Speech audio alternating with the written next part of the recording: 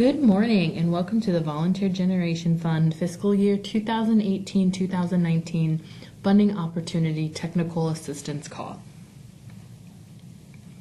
As a note, all lines will be muted. Please insert any questions into the chat box. If Volunteer Florida is unable to get your questions, by the end of this webinar, the recordings and FAQs will be posted to Volunteer Florida's website by the end of this week. Hello, I'm Audrey Kidwell, the Program Manager for the Volunteer Generation Fund. I'm joined with Tracy Lambright, the Senior Financial Analyst.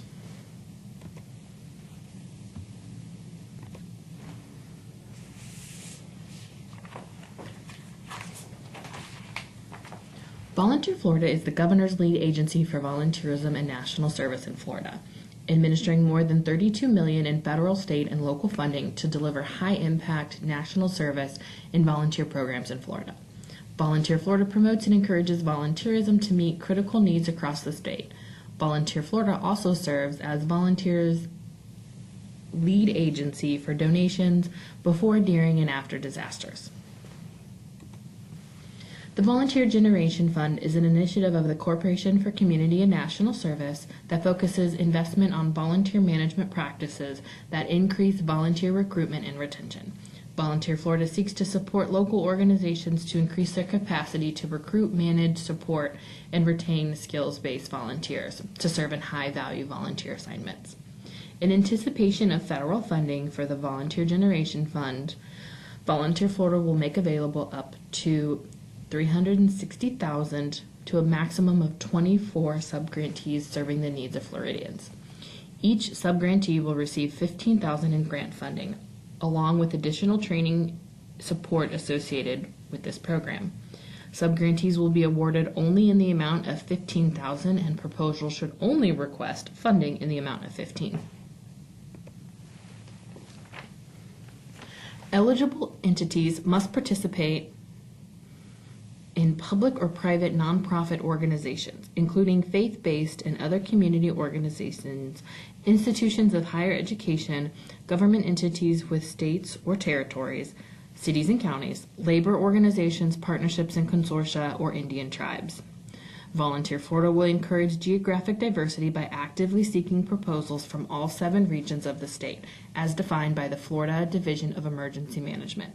To find out what division your organization falls in, please refer to the link on page 3 of the RFP.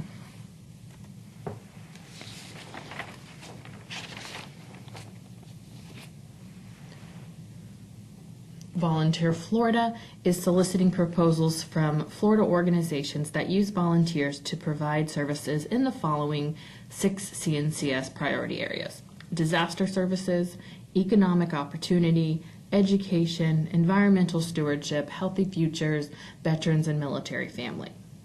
Organizations can also opt in to special considerations of disaster services, organizations improving community resilience through disaster preparedness, response, recovery, and mitigation, or the opioid crisis, reducing and or preventing prescription drug and opioid abuse. Again, organizations can opt into special considerations. They can opt into either or neither. Some fatal criteria is proposals will not be reviewed for funding unless all of the following criteria are met. A proposal must be submitted through MicroEdge, which now it is called Blackbaud, an online portal, and received by Volunteer Florida no later than Tuesday, August 7th, 2018 by 5 p.m. Eastern Standard Time. Proposals will not be accepted via email or hard copy.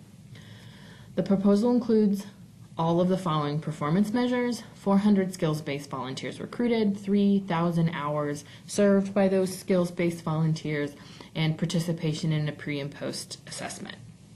A proposal must also request allowable subgrantee amount of $15,000 and provide 100% match.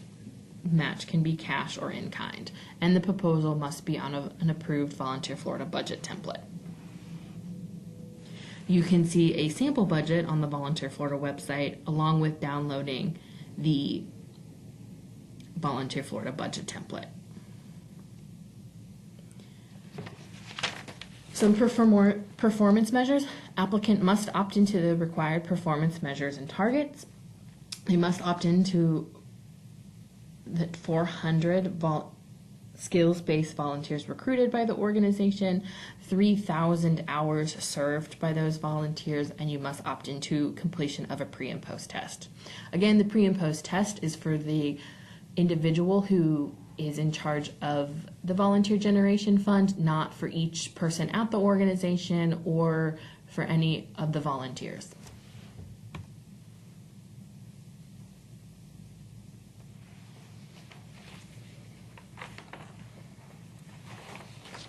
All right, the budget. Funds awarded to subgrantees are intended to be used for capacity building activities to develop or strengthen skills-based volunteer programs. Grants are cost reimbursement only and may include the following budget categories for allocation of the $15,000. Again, it is cost reimbursement, so therefore you must use the funds and then submit a reimbursement form to Volunteer Florida. Personnel and fringe expenses. Funds may be used to hire a new person or support existing personnel up to 2 personnel positions. Again, for their salary and or fringe expenses. Personnel background checks may be used as well. And database software.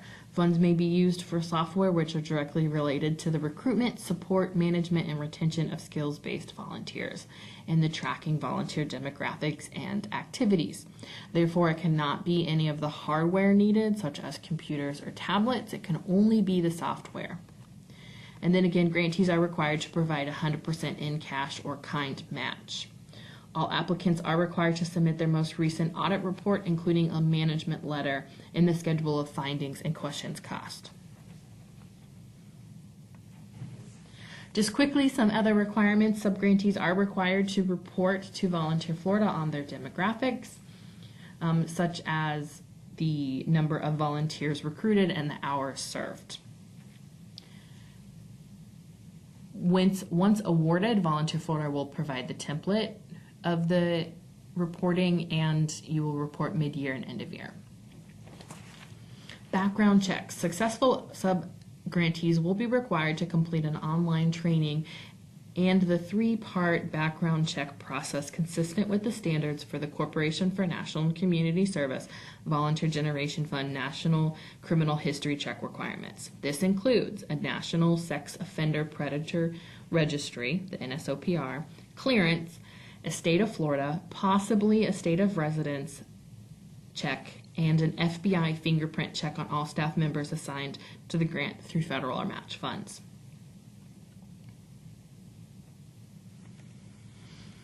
Here's an anticipated timeline. Applications opened June 25th. Today is July 10th with the technical assistance call, and then applications are due to Volunteer Florida August 7th, 2018. We will post a notice of award on our website by September 28th, and the contract will start October 1st, 2018, with an end date of September 30th, 2019. There is also a required Volunteer Generation Fund training. We do have an anticipated date of November 7th to the 9th.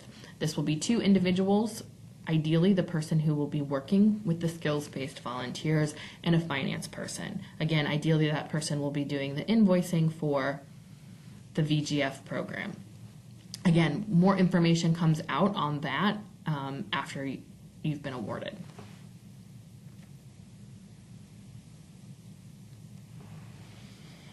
And then lastly, I wanted to leave you with some application instructions. Please refer to the RFP to view the scoring criteria and the application instructions starting on page 8 of the RFP.